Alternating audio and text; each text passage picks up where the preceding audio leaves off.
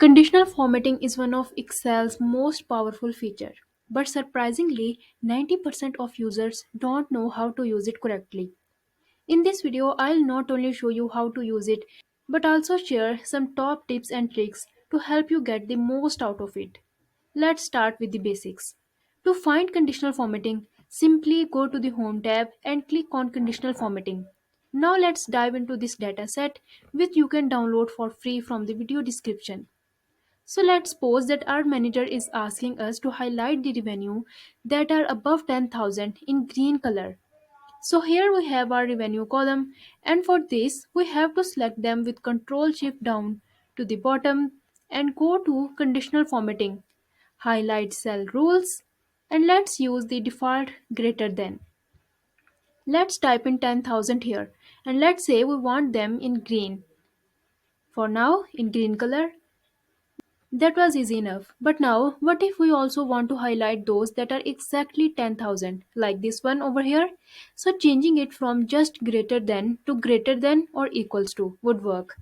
If we go to conditional formatting again, under highlight cell rules, you will notice that there's no option for greater than or equals to together. So we will go over to manage rules. We set up this rule for greater than 10,000 as you can see here. But now we want to edit it. Under edit rule, we will switch from greater than to greater than or equals to. Then hit OK, apply, and OK again. Now you can see that 10,000 is also highlighted here. We show this to our manager, but she doesn't like this color now. I don't know, she said green first and now she is changing her mind. And now she wants to use our branded blue color.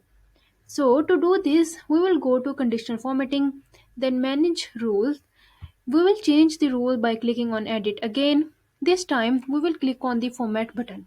Here we have many options to customize, but we want to change the fill color. Let's say we change that to this blue color. You can see the preview down below.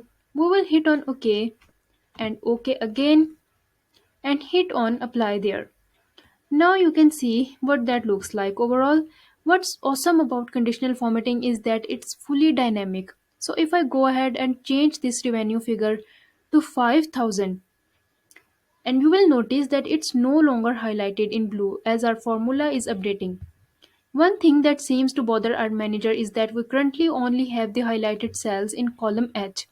Instead, she would like the entire row to be highlighted when it's supposed to be greater than 10,000.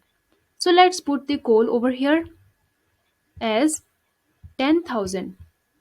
And from here, let's go ahead and select this whole area, this whole data, all of the value with Control Shift down all the way to the bottom. Under conditional formatting, let's first clear the current rule to avoid confusion. Now we will create a new rule from scratch by clicking on Use a formula to determine which cells to format.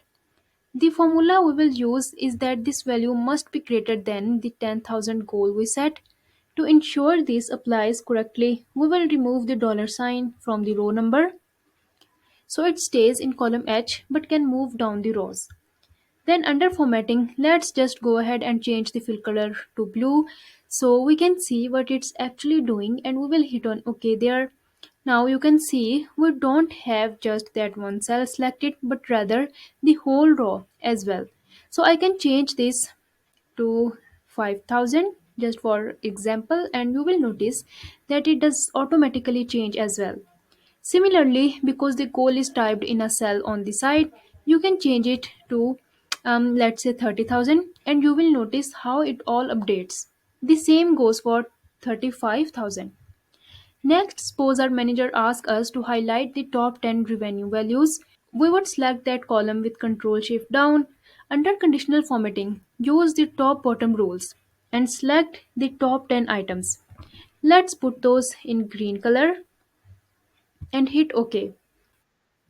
We show this to our manager, but she changes her mind and wants just the top 5.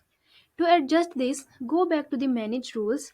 Instead of the top 10, click on Edit and simply change it to the top 5. For example, we can even switch to our bottom or make it a percentage of the range. We are happy with this, so I am just going to hit on Apply. and close. Now you can see we only have 5 selected. One feature that very few people know about is conditional formatting for dates. Here we have some due dates. Let's say we need to pay our employees by a specific date. We can select the whole area with Ctrl Shift down and under conditional formatting, choose highlight cell rules, then click on a date occurring.